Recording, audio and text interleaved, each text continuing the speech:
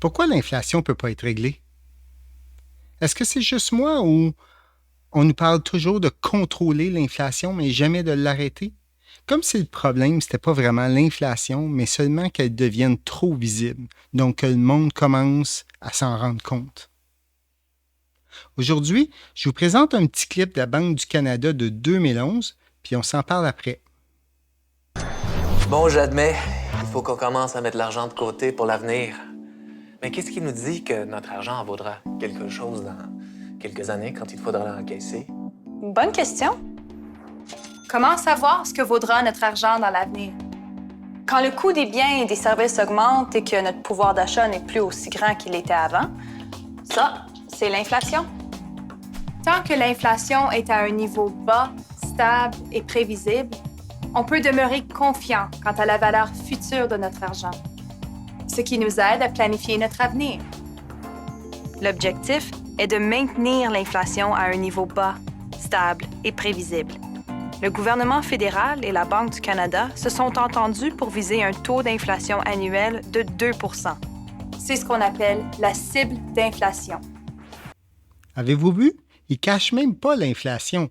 Ils visent 2 %. 2 % de perte de pouvoir d'achat à tous les ans, année après année. Puis ça, c'est quand ils réussissent. Donc, la vraie question est, pourquoi on vit dans un système où l'argent perd de la valeur?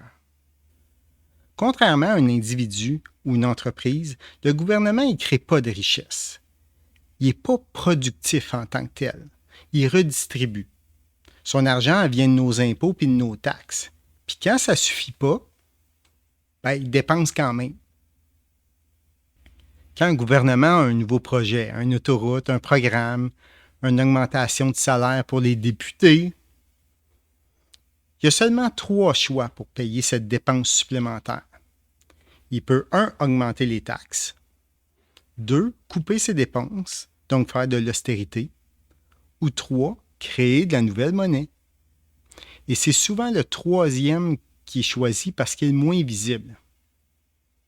On va se le dire, augmenter les taxes ou couper les services, c'est pas vraiment populaire. En réalité, un budget déficitaire, ça n'existe pas. C'est une facture qui est déplacée dans le temps. On dépense aujourd'hui, puis c'est quelqu'un d'autre qui va payer plus tard. Spoiler alert, la prochaine génération paiera la facture avec plus d'impôts, moins de services ou de l'inflation. La vraie mécanique de l'inflation, c'est pas juste les prix qui montent, c'est ton argent qui vaut moins.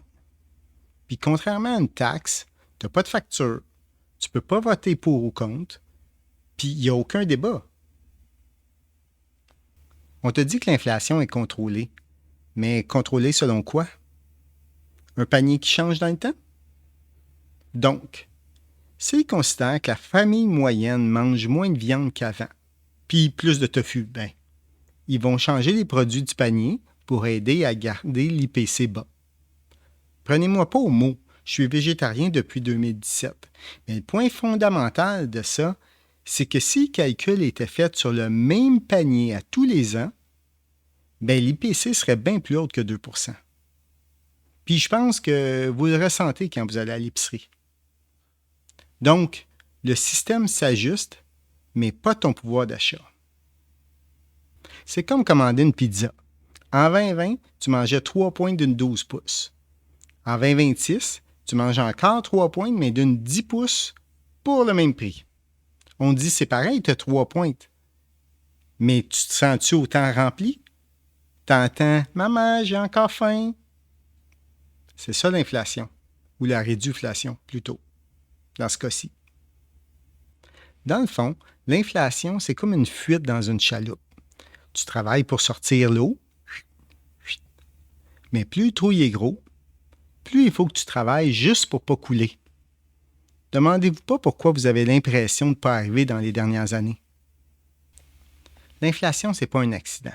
C'est une conséquence du système.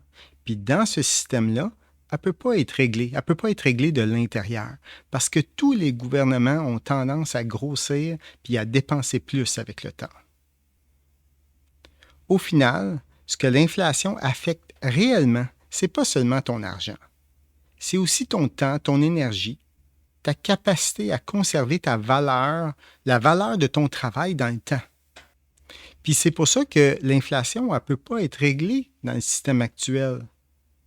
Ça prend un nouveau système qui permet de profiter de la déflation. Maintenant, on va écouter le gouverneur Carney en 2011, puis réfléchissez du coût de la vie 15 ans plus tard, aujourd'hui en 2026. C'est notre responsabilité, dans plusieurs façons, d'assurer les Canadiens que son argent, notre argent, c'est l'argent des Canadiens, garde son pouvoir d'achat. Et nous travaillons 24 heures par jour, 7 jours par semaine, 365 jours, et c'est ça, c'est 365 jours par année, afin d'assurer que l'argent canadien garde son pouvoir d'achat. C'est notre job, et les Canadiens, et par conséquent, les Canadiens peuvent concentrer sur le job, pour leurs intérêts. Entre mars 2011 et mars 2026, l'indice de prix à consommation, l'IPC, pour l'ensemble du Canada est passé de 119,4 à 167,4. Ça représente une hausse d'environ 40 % du niveau général des prix sur 15 ans. Je vous laisse y réfléchir. Dans le prochain épisode, on va voir, par contre, pourquoi la déflation fait si peur aux banques centrales. Je m'appelle JF, je suis de Bitcoin PME, j'ai juste une chaise puis est orange. On se voit la semaine prochaine.